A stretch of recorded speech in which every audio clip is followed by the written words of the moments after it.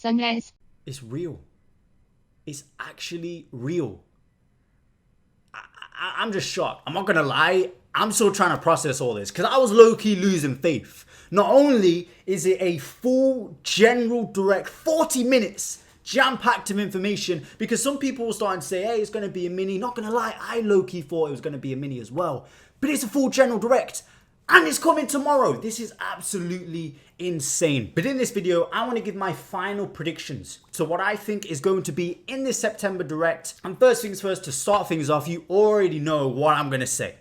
If you've been following my YouTube channel, if you've been following my Twitter for a while, you will know that I have been begging for Wind Waker HD to come to the Switch. And this may finally be our time, Wind Waker fans, because not only does everything line up just logically, we have a lot of people, insiders, backing this as well. The same people who said this direct would be today are saying that one of the main focuses for this direct will be Wind Waker HD and Twilight Princess HD finally making the jump to the Nintendo Switch. And look, I don't want to sound like a broken record. We've said it a million times. Logically, it makes sense. There's no Zelda game for this year. Breath of the Wild 2 has been delayed. They've had a Zelda game every year since 2013. They're going to want to drop these games. There's some of the last remaining Wii U games yet to be ported.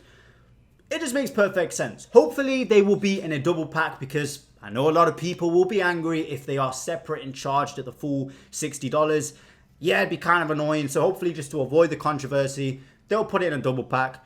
Everyone will be happy with that. No one will complain. Everything will be all good. Now, not only did these insiders who leaked the Nintendo Direct say that Wind Waker HD and Twilight Princess HD will be present, they also spoke about another GameCube remaster, and that is of course Metroid Prime. Now, Metroid Prime 4, as we know, has been in development forever, but it's obviously starting to get closer and closer to the finish line, so they're going to want to start hyping the game up. Metroid is as big as it's ever been, with Metroid Dread releasing in 2021. Fans are all on board, so a Prime remaster makes sense for November time, when the actual anniversary for Metroid Prime is going to be. So, perfect game to drop. Just like Wind Waker, just like Twilight Princess, these are games that have been out for years. They don't need to pour too much marketing into it, so they can sort of announce it and get away with releasing it maybe a month, 2 months later without having to push it that much. So honestly, these three games being there is kind of a safe bet in my opinion.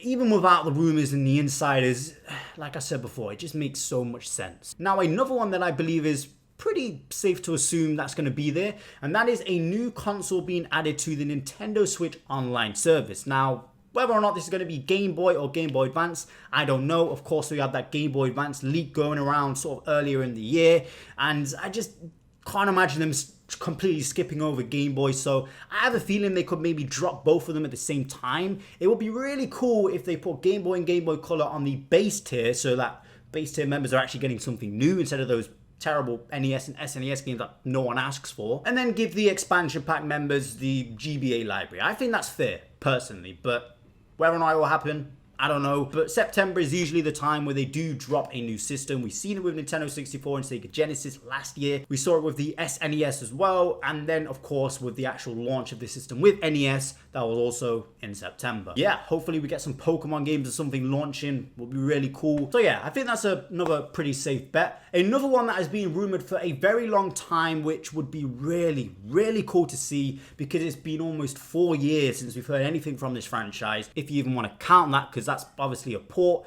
And I'm of course talking about Donkey Kong, a new 2D/2.5D Donkey Kong platformer developed by the same people who made Mario Odyssey, has been rumored for ages now. And yeah, we're about due for a new Donkey Kong game, so hopefully we'll see that. Maybe that'll be like the big surprise at the end. Maybe they'll shock us. Maybe they'll throw Donkey Kong into the 3D platformer space again. I don't know. But either way, I do think it's about time we got a new Donkey Kong game. If we don't get a Donkey Kong game though, I feel like another platformer will be present, and that is potentially a new 2D Mario. We haven't had a new 2D Mario on the Switch yet, unless you want to count Mario Maker 2. And of course, we had the new Super Mario Bros. U Deluxe port. So a brand new one. Maybe we'll see it. Maybe we'll see both. But I would low-key prefer Donkey Kong to be there if we just had to pick one. So, I don't know. Which one do you guys think? We have, of course, got the Mario movie coming up soon, which is another prediction that I believe will be here. Maybe we'll get some type of update on it. Maybe we'll get a trailer. Who knows? But with the Mario movie releasing, I do think dropping a game around launch just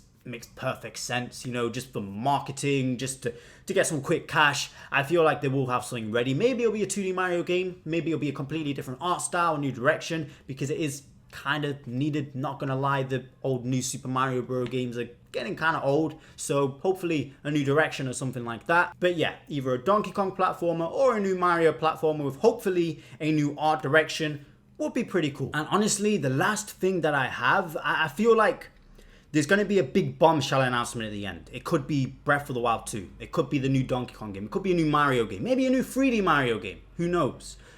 And there's another one I have there. I don't feel like there's going to be more than 2 of these in the Direct because it's too much, too unrealistic. But Pikmin 4. Again, if you've been a viewer for a very long time, I had to mention it. I'm never going to give up on this game. It's got to come out eventually. So I'm always going to throw it in there. Pikmin 4, it could happen. We saw Pikmin 3 Deluxe in 2020. Obviously, the franchise is still alive. It's just a waiting game. So one of those big surprises will be there.